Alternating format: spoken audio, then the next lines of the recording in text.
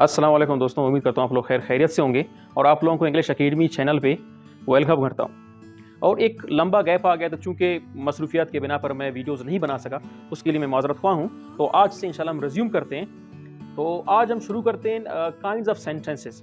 चूँकि ये मैंने देखा ये एक ऐसा टॉपिक है, अक्सर जो स्टूडेंट्स होते हैं इसमें काफ़ी कन्फ्यूज़ होते हैं। चूँकि मैं काफ़ी स्टूडेंट्स को फेस कर चुका हूँ, तो ये अक्सर वो कन्फ्यूज़ इसमें होते हैं। तो हम आज इंशाल्लाह से शुरू करते हैं काइंड्स ऑफ सेंटेंसेस। उससे पहले अगर आप मेरे चैनल पे न्यू कमर हैं तो काइंडली चैनल को सब्सक्राइब करें और हमारे साथ बने रहें। Let's get started.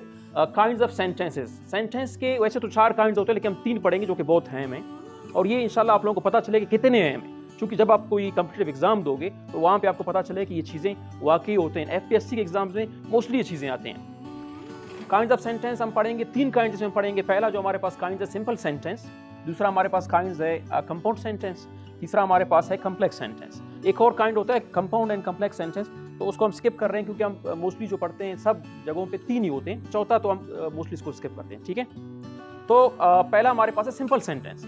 Simple sentence असल में होता क्या है? सिंपल सेंटेंस असल में एक वन इंडिपेंडेंट होता है। It consists of one independent class, यानी ऑफ वन इंडिपेंडेंट क्लास। इसमें सिर्फ एक इंडिपेंडेंट क्लास होता है। अब इंडिपेंडेंट सेंटेंस असल में इंडिपेंडेंट क्लास होता क्या है? देखिए, सेंटेंस और क्लास में कोई फर्क नहीं है। सेंटेंस क्या होता है? What's the criteria of a sentence, what's the criteria of a clause, both are same. ठीक है, अब देखिए यहाँ पे हमारे पास जो क्लास होता है उसका क्राइटेरिया है कि सब्जेक्ट देन प्रेडिकेट। प्रेडिकेट में हम अगर इसको मजीद शॉर्ट करें तो हम इस तरह कहेंगे one sentence should have a subject then verb. यानी ये 2 क्राइटेरिया बहुत अहम है, जो एक सब्जेक्ट होना चाहिए और एक वर्ब होना चाहिए। तो it means it fulfils the criteria for a sentence और अ क्लास। ठीक है, ये यहाँ पे कंफर्म।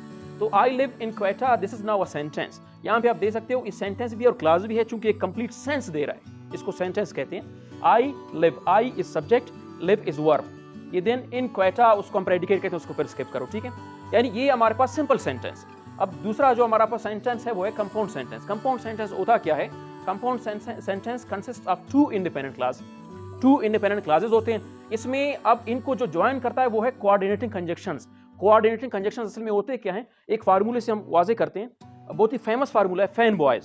फैन बॉयज को अगर आप इसको ब्रेक करोगे तो स्टैंडर्ड फॉर्म में लाओगे तो F stands for, then A for and, N for nor, then B for but, O for or, and Y for yet, and S for so. तो हम इसकी मदद से हम सेंटेंस बनाने में हमें आसानी होती है। जैसे कि मैंने एक सेंटेंस यहाँ पे लिखा है और एक यहाँ पे चूंकि जगह कमी थी, तो आई लाइक सिंगिंग बट, ये जो दरमियान में हमारे पास बट है, लेट मी हाईलाइट इट। ये जो बट हमारे पास है ये हमारे पास कोऑर्डिनेटिंग कंजक्शन है, जो कि दोनों इंडिपेंडेंट क्लास को बल्कि ज्वाइन कर रहा है, लिंक कर रहा है, इंटरलिंक कर रहा है। जैसे कि आई लाइक सिंगिंग एक टोटल सेंटेंस है, इंडिपेंडेंट सेंटेंस है। यानी इसमें हमारे पास क्राइटेरिया क्या है? एक सब्जेक्ट होना चाहिए और एक वर्ब होना चाहिए, दोनों इसमें मौजूद हैं। और ये बट हमारे पास कोऑर्डिनेट कंजक्शन हो गया। और ये वापस अगर आप देखिए आई डोंट लाइक डांसिंग, ये आई हमारे पास सब्जेक्ट है और ये हमारे पास वर्ब है। मींस क्राइटेरिया फुलफिल हो रहा है सेंटेंस का, क्लास का। तो ये हमारे पास दोनों इंडिपेंडेंट क्लास हैं which are joined by the coordinating conjunction.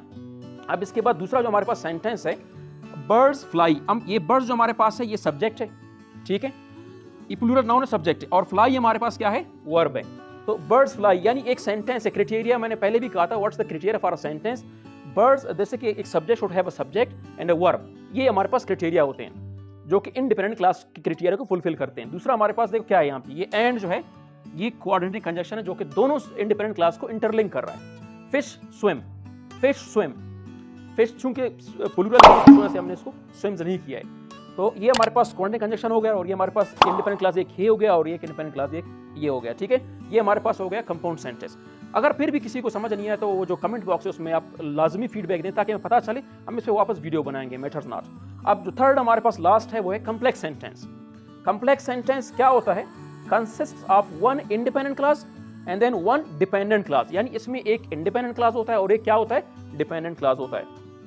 अब इनको किस तरह हम करते हैं, ज्वाइन किस तरह करते हैं? थ्रू सब ऑर्डिनेटिंग कंजक्शंस। और सब ऑर्डिनेटिंग कंजक्शंस ज्यादा होते हैं, मैंने कुछ ऐसे एग्जांपल लिखे हैं, सच एज, जैसे बिकॉज हो गया, बिकॉज हमारे पास एक सब ऑर्डिनेटिंग कंजक्शन हो गया। दूसरा इफ है, दैट है, दो है, ऑल दो है, इवन दो, ये तमाम सब ऑर्डिनेटिंग कंजक्शंस कहलाते हैं। अब मिसाल से वाज़ेह किया, 2 मैंने सिर्फ मिसाल दिए और इनको मैंने असल में थोड़ा बहुत वो लिखे कि एज अ सब्जेक्ट और ऑब्जेक्ट मिला है ताकि आप देखें इसमें। I took my umbrella. अब I took my umbrella, it is now independent clause. I took my umbrella. Subject object उसको पहले छोड़ें, बाद में हम आते हैं इसमें। देखिए यहाँ पे बिकॉज, ये हमारे पास क्या हो गया, सब ऑर्डिनेटिंग कंजक्शन।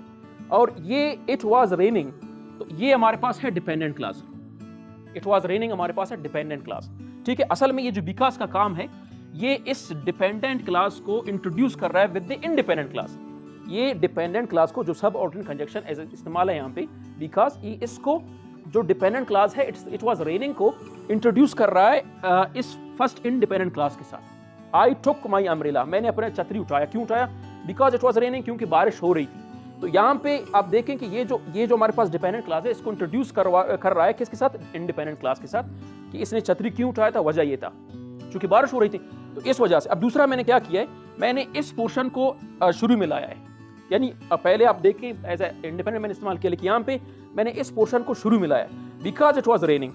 अब चूंकि अगर आप सब ऑर्डिनेट कंजक्शन शुरू में लाएंगे तो लाजमी फिर आपने यहाँ पे कामा डालना पड़ेगा, ठीक है, क्योंकि हमारे पास बिकॉज शुरू में आ गया।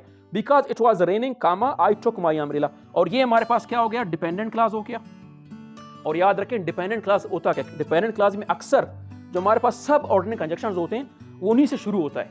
अब बिकॉज यहाँ पे है तो ये पोर्शन हमारे पास डिपेंडेंट हो गया, अगर बिकॉज शुरू में है तो इट मींस कि ये फर्स्ट पोर्शन हमारे पास डिपेंडेंट क्लास हो गया। और ये जो लास्ट में है I took my umbrella, it is what, independent clause. तो ये था हमारा काइंड्स ऑफ सेंटेंसेस। उम्मीद करता हूँ आप लोग समझ चुके होंगे। अगर फिर भी कोई कंफ्यूजन हुआ तो डू कमेंट, उसमें कमेंट करना, उसमें फीडबैक अपना देना, ताकि मैं देखूं उसमें अगर कोई भी कंफ्यूजन हुआ तो आप डायरेक्टली आस्क कर सकते हैं कमेंट बॉक्स में। इंशाल्लाह इस पे हम मजीद वीडियो बनाएंगे। और जो न्यू कमर्स हैं काइंडली वो चैनल को सब्सक्राइब करके जाएं और लाजमी चैनल को लाइक करें। Thank you so much. अल्लाह हाफ़िज़।